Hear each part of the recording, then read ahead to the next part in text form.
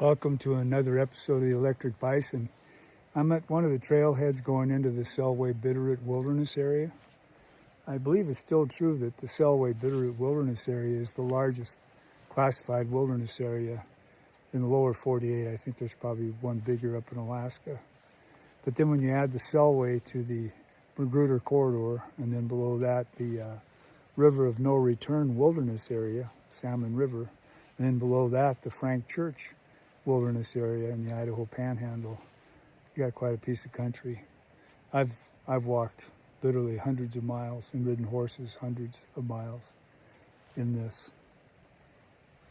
As I sent my grandson in there to do some more fishing. He loves doing that. I'll go join him in a few minutes. But I'm just struck by the shortfall of resources. I mean, it's real obvious. This sign going into the wilderness area, you know, it's got the essentials on it, but it's, you know, I mean, there's shotgun shells, BBs fired into the outhouse here. Signs are missing. It's pretty bad. It's not something a great country should be proud of, but I guess the decision's been made somewhere that for some reason we got to put money into wars. It's crazy, really crazy. But having said that, it's not, you know, we've got it. We've got a wonderful resource here. And I just want to draw your attention to something that a lot of people probably are not aware of, and that is the management of a classified wilderness. They, you know, the statute to create those wildernesses came around back in 1964, just as I was getting out of high school. Senator Lee Metcalf and the Udalls, you know, those people down in Hamilton, some of the lab crowd. There were a lot of people involved in getting the first wildernesses created. And I'm just so thankful for what they did.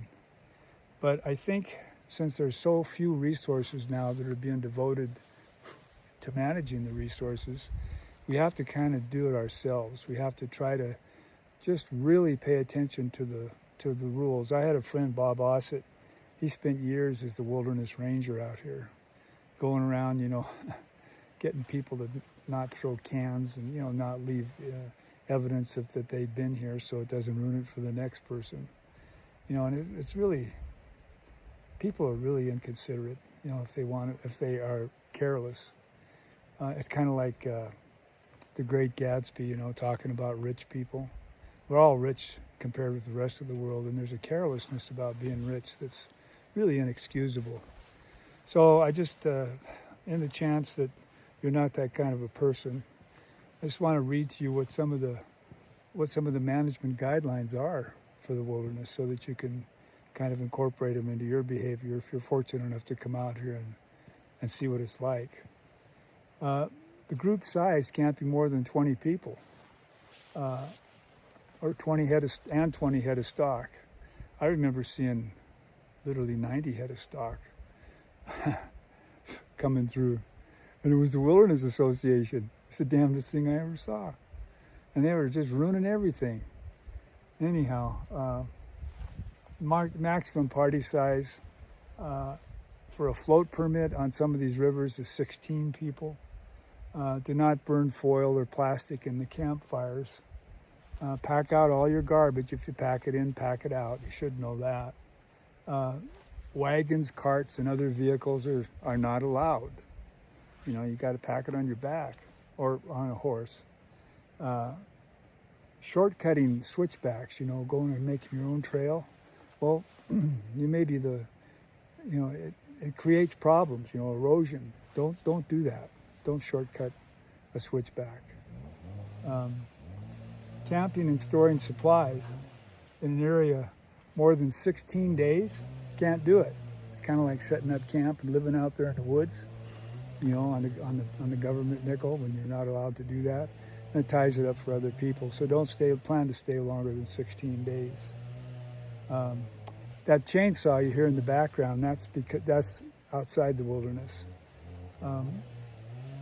Trails or stock on trails must be ridden or led single file. I mean, I don't know, I don't know how else you would do it. Good grief. But anyhow, that's a requirement. And livestock salt, if it's used, must be in block form and contained off the ground. And then chainsaws, motorized tools, motor vehicles, bicycles, hang gliders are not allowed. Bicycles too, hang gliders too. That chainsaw I told you about, that's outside the wilderness. But it's very disruptive to have power tools. So it's not allowed inside the wilderness. Campfires must be completely extinguished.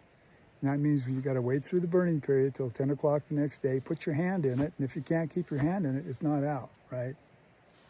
That's a good rule. It's a great rule. Anywhere in the fire. No coals, nothing. Damage to any natural features. Don't go chopping things up with your favorite hatchet. Don't let your kids do it. You know, you can't be doing that. Don't let your stock damage the trees, you know, by using pickets or hobbles or electric corrals. Don't be cutting green trees for poles or firewood. That's prohibited. And don't be doing water pollution by keeping your human and stock waste away from the water. And then blocking or restricting a trail in the wilderness is not allowed. And outfitting and other commercial activities are prohibited unless authorized by a special use permit. And stock feed, hay, pellets, hay cubes, etc., must be certified weed seed free. There's a concept. Yeah, I noticed the last couple times I was out in the wilderness with my friends way out there, it looked like the Forest Service was really relying on the packers to cut into where they had the authority to operate, because the resources aren't there to open the trails like we used to. We used to open hundreds and hundreds of miles of trails a year back here just to maintain them. That's not happening now.